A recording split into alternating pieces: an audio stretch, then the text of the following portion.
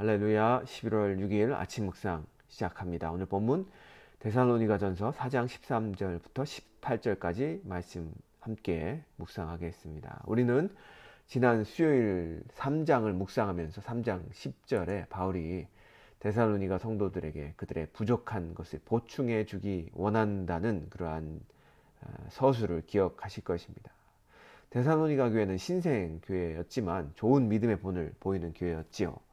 하지만 여전히 어린 교회였기 때문에 당연히 부족한 면들이 있기 마련입니다. 특별히 그들에게는 죽음과 종말에 대한 바른 신학적 가르침이 필요했던 것 같습니다. 디모데가 바울의 명령으로 데살로니가 교회를 다녀오고 나서 바울에게 보고하기를 데살로니가 성도들은 죽음에 대해 많이 궁금해하고 또한 염려하고 있습니다 라고 보고한 듯 합니다. 그래서 바울은 지금 13절부터 18절까지의 본문을 통해서 그리고 내일 볼 5장의 전반부를 통해서 성도들이 죽은 후에 어떤 일이 일어날지 그리고 세상의 종말에 대해서는 무슨 일이 일어날지 설명해 주고 있습니다. 13절 함께 읽겠습니다. 형제들아, 자는 자들에 관하여는 너희가 알지 못함을 우리가 원하지 아니하노니 이는 소망 없는 다른 이와 같이 슬퍼하지 않게 하려 함이라. 저기서 잠자는 자들이란 물론 성도들의 죽음을 의미하는 것이죠. 13절은 이렇게 잠자는 자들에 관한 문제로 시작을 하지만 18절까지 이어지는 오늘의 본문은 궁극적으로는 예수님의 재림 때에 죽은 자와 살아있는 자 모두를 포함한 하나님의 백성들에게 어떠한 일이 일어날 것인가를 말해주고 있습니다. 자, 죽음에 대한 설명이 중요한 이유는 앞에서도 언급했듯이 데살로니가 성도들은 죽은 자들에 대한 염려를 가지고 있었던 것 같습니다. 그래서 그로 인해 이 데살로니가 성도들 중에는 자신의 신분과 정체성을 망각한 채 하나님 없는 자처럼, 소망이 없는 자처럼 그렇게 죽음을 받아들여 버리고 슬퍼했던 자들이 있었던 것 같습니다. 바울은 이러한 그러한 문제들에 대해서 심각성을 가지고 다루고 있고 있다는 것이죠. 14절을 계속해서 보겠습니다. 14절, 우리가 예수께서 죽으셨다가 다시 살아나심을 믿을진대 이와 같이 예수 안에서 자는 자들도 하나님이 그와 함께 데리고 오시리라. 자, 바울은 잠자는 자들의 문제에 대해 예수님 안에서 죽은 자들에 대해 그들을 예수님의 재림 때에 함께 부활해서 신자들과 함께 예수님을 영접하게 될 것이라 라고 답변해 주고 있죠. 여기서 바울은 주 안에서 죽은 자들을 예수님의 재림 때까지 잠자는 것으로 묘사하고 있습니다. 이는 그들의 육체가 이 땅에 묻혀 있는 것에 대해 빗댄 그렇게 표현이었습니다. 자, 하나님께서는 예수님께서 재림하실 그때에 예수님과 함께 그 잠자는 자들을 데리고 오실 것입니다. 그것을 우리가 어떻게 믿을 수 있죠? 그것을 우리가 믿을 수 있는 이유는 바로 예수님의 죽으심과 부활하심 때문입니다. 예수님이 우리를 위해서 십자가에 죽으시고 또 그 예수님이 우리를 의롭다 하시기 위해서 부활하신 그 부활의 증거가 우리에게 있기 때문에 예수님이 그날에 우리를 부활시키셔서 예수님 안에서 그와 함께 우리를 데리고 오신다는 것입니다. 그것을 우리가 믿을진대라는 이 단어에 우리는 굉장히 강조를 해야 됩니다. 우리가 주 예수 그리스도의 죽으심과 부활하심을 믿지 못하면 우리가 영원한 생명에 대해서 그리고 재림시 우리에게 있는 그 부활 소망에 대해서도 여전히 우리도 믿지 못할 것입니다. 하지만 예수님이 우리를 위해서 죽으셨다가 다시 살아나심을 여러분들 믿으신다면 우리의 마지막 이 재림 때에 일어날 일들도 동일하게 믿으실 수 있으실 것입니다. 15절부터 17절에는 이러한 상황들에 대해서 좀 더 자세하게 설명을 합니다. 15절부터 17절까지 읽겠습니다. 우리가 주의 말씀으로 너희에게 이것을 말하노니 주께서 강림하실 때까지 우리 살아남아 있는 자도 자는 자보다 결코 앞서지 못하리라. 주께서 호령과 천사장의 소리와 하나님의 나팔 소리로 친히 하늘로부터 강림하시리니 그리스도 안에서 죽은 자들이 먼저 일어나고 그 후에 우리 살아남은 자들도 그들과 함께 구름 속으로 끌어올려 공중에서 주를 영접하게 하시리니 그리하여 우리가 항상 주와 함께 있으리라. 자, 15절에 보면 주님 되시는 예수님께서 하늘로부터 땅으로 내려오실 때 16절에 천사장의 호령과 그리고 소리와 나팔 소리가, 하나님의 나팔 소리가 들릴 것이라고 말합니다. 이 세 가지 표현, 주의 호령과 천사장의 소리와 하나님의 이 나팔 소리는 하나님의 현현을 나타내는 묵시적인 표현들입니다.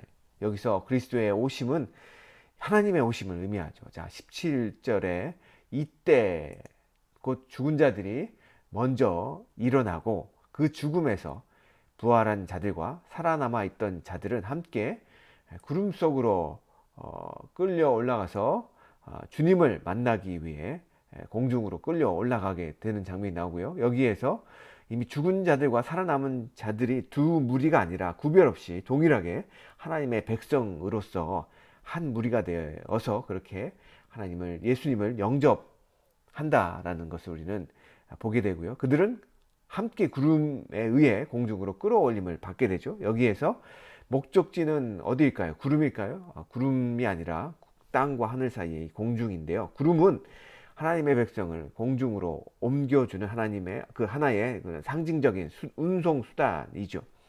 그들이 공중에서 끌어올림을 받는 것은 바로 그리스도를 만나기 위해서, 그분을 영접하기 위해서 그렇게 하는 것이고요. 그리고 결국에는 그리스도께서, 우리가 그리스도를 영접하면 그리스도께서 그의 모든 성도와 함께 다시 이 땅에 재림하신다는 것입니다. 그것을 어떻게 할 수 있습니까? 3장 13절에 보면 예수님께서 그 모든 성도와 함께 강림하신다라는 표현이 있죠. 이 강림하신다는 것은 이 땅에 재림하신다라는 의미를 가지고 있습니다. 그리하여 17절에 보면 우리가 항상 주와 함께 있을 것이다 라고, 그리하여 우리는 항상 주와 함께 있을 것이다 라는 것을 이렇게 표현하죠. 자, 그렇다면 여기에서 항상 함께 있을 것이라는 말인데 우리가 어디에 항상 함께 있을까요? 하늘에서 항상 함께 있는 것인가요? 아니면 땅에서 항상 함께 있는 것인가요? 우리가 본문을 보면 예수님께서 하늘로부터 강림하신다고 묘사하고 있었죠. 이는 하늘에서 땅으로 임하시는 것에 대한 표현입니다.